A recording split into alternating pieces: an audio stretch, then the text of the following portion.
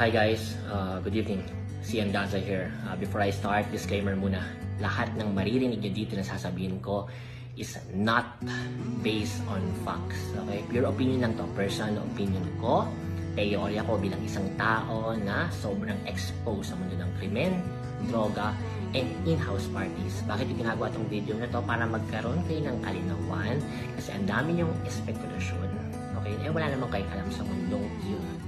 Okay, para maka-immerse kayo, mas maunawaan yung mabuti kung ano ba yung posibleng nangyari.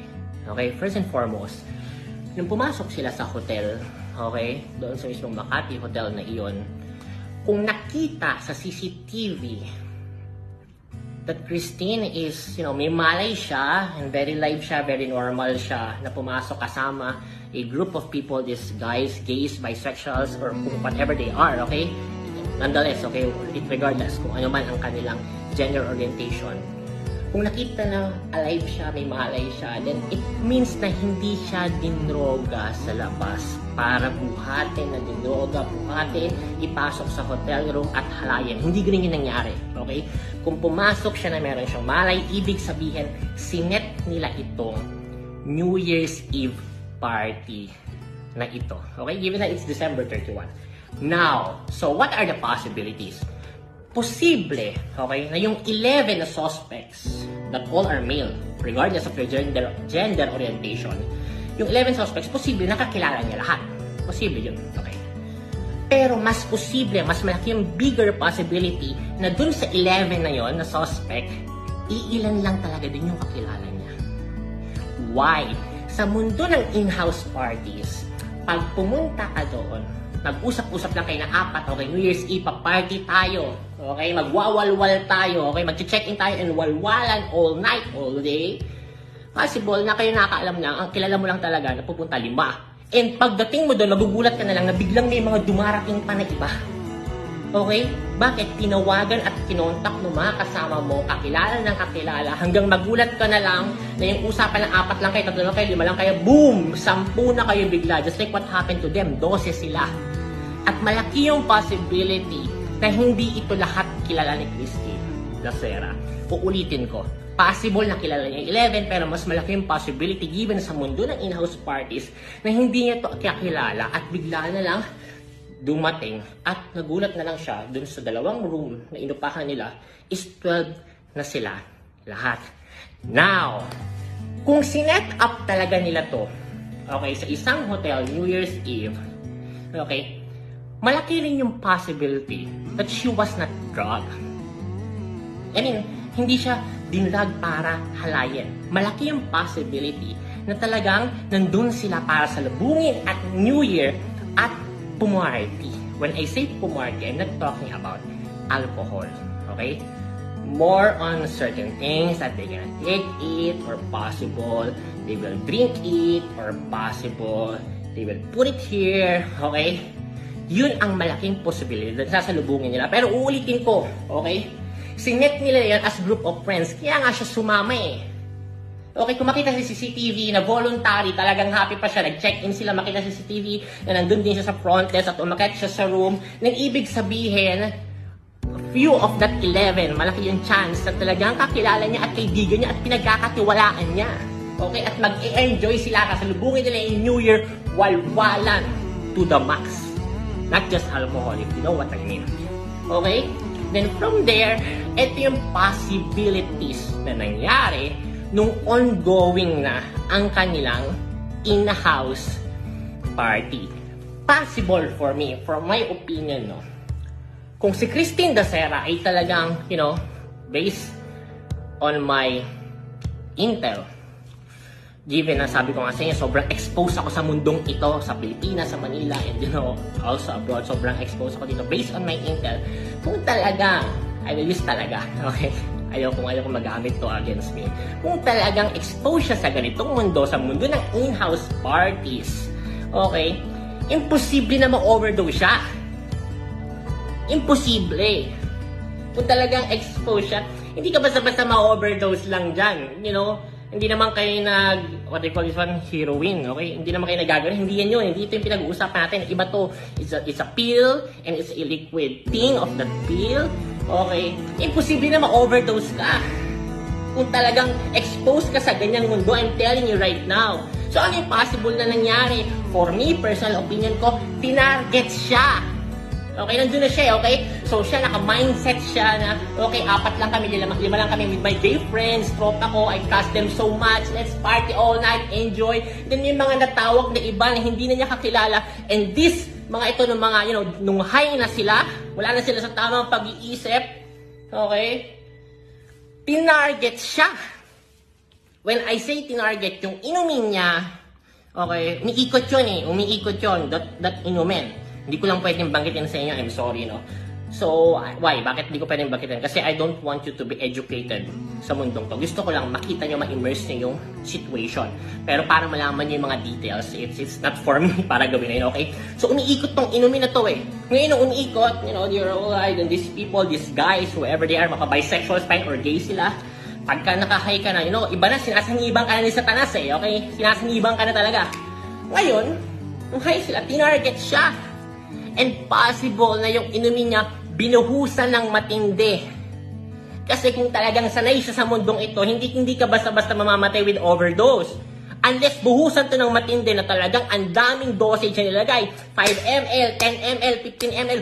Why? Kasi gusto ng mga loko-lokong lalaki na tumatarget sa kanya na possible na hindi niya kakilala na mag-pass out siya. Okay? Why? Kasi ang normal dosage lang yan, 1 ml pa, pwedeng 0.5, kung gusto yung talk tip lang, or 2 ml, maximum na 3 ml. Pero pag tinarget ka without you knowing na ang nilagay pala doon, hinaluan ng Minute Maid juice, paghalo ng Minute Maid juice, hindi niya alam na nilagyan pala ng 10 ml, 15 ml yon dahil gusto siyang himatayin, dahil tinarget siya ng mga loko-loko. Pag inom niya, hindi niya alam, sobrang pait, hindi niya alam, then after few minutes, mangingisay-ngisay na siya. Yun yung mangyari. You call it Nyemeli. Okay? Nyemeli sa mundo namin. Okay? Nyemeli. Ngayon, nung nangingisay-ngisay na siya, bigla siyang nag-pass out, pang. Yun yung plano eh. Okay? So, yun yung isang possibility. Then nag-pass out siya, then boom, dun na siya hinalay.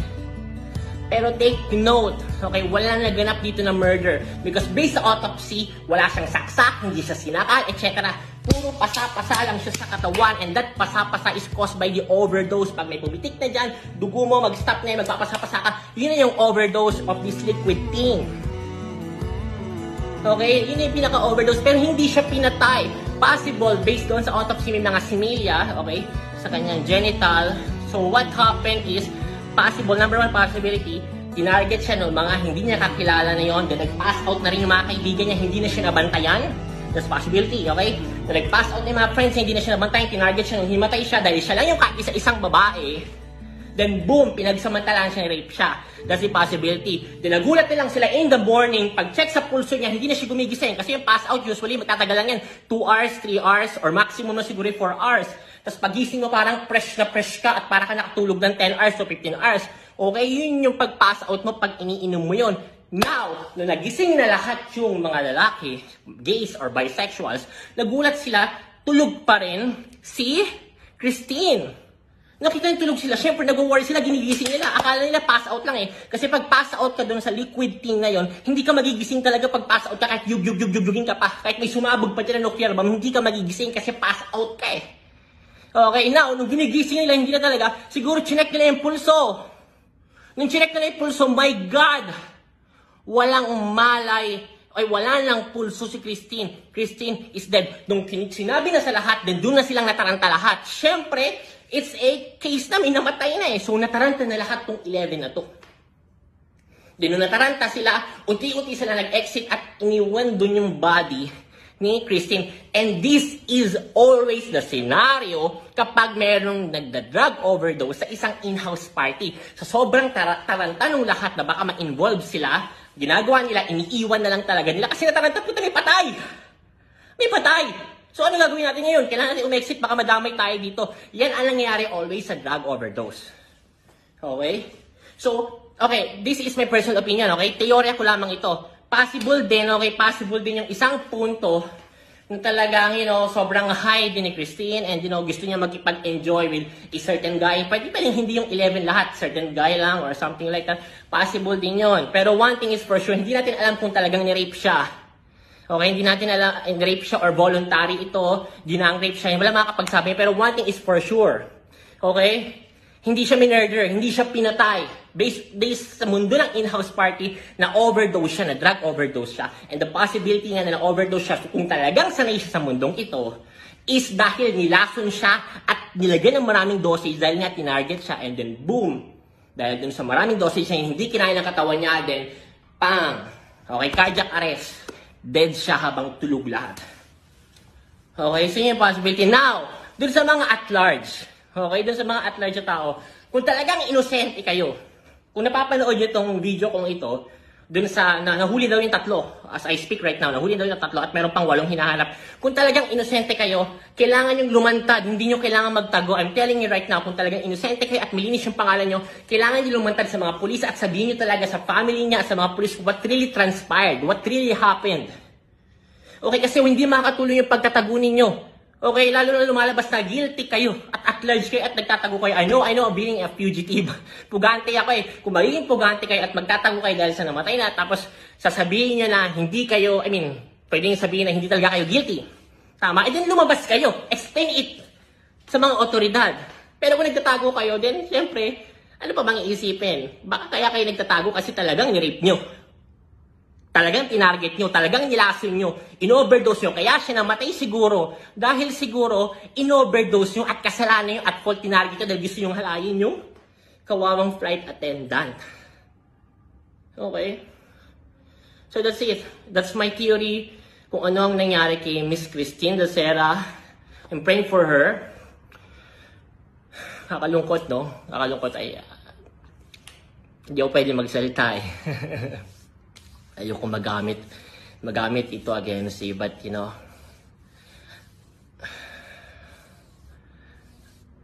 mabait na tao ito. Okay, mabait siyang tao.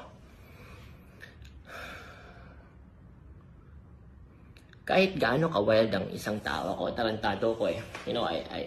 Dami ko na nakasalumuhang babae sa buhay ko at sa mundo ng droga at in-house parties. Ang dami talagang wild na babae, Pag very high na sila, hindi nila alam yung ginagawa nila, they're wild dyan, then you need to take care of them. Kasi tropa mo sila eh. Na kahit gano'n kakahay ka lang, bantayan mo sila. Hindi mo sila lalasunin, hindi mo sila overdose, hindi mo sila tatargetin. Okay? Kaya kahit gano'n ka-wild ang isang babae, hindi natin sila pwedeng husgahan na porket dahil nagdadroga sila. Karapat dapat na ba sila mahalay at mamatay? I-blame na natin sila na sumama sila mga sa lalaki. Kahit gano'n pa yan, 20 lalaki pa yan, o 10 lalaki pa yan, 30 lalaki pa yan. Kung matitino yan, 30 lalaking yan, walang panghahalay na magaganap. Kahit gano'n ka-wild ng babae, maghubad pa ang isang babae dahil sobrang high siya sa droga at maghubad siya dyan, kailangan mo siya bihisan. Unless you have plans kayo, may plano kayo na sinet up nyo sa sarili niyo, ganito, magiging wild kayo lahat tonight at magpa-party people at enjoy lang talaga kayo. Pero if not, hindi nyo naman kilala yan. Then kung naghubad man yan sobrang wild, kahit gano'n pa ka-wild na babae, hindi natin sila pwedeng husgahan. It doesn't give you a license to rape them and kill them, overdose them. Nalulungkot ako, mabait na tao si Christine.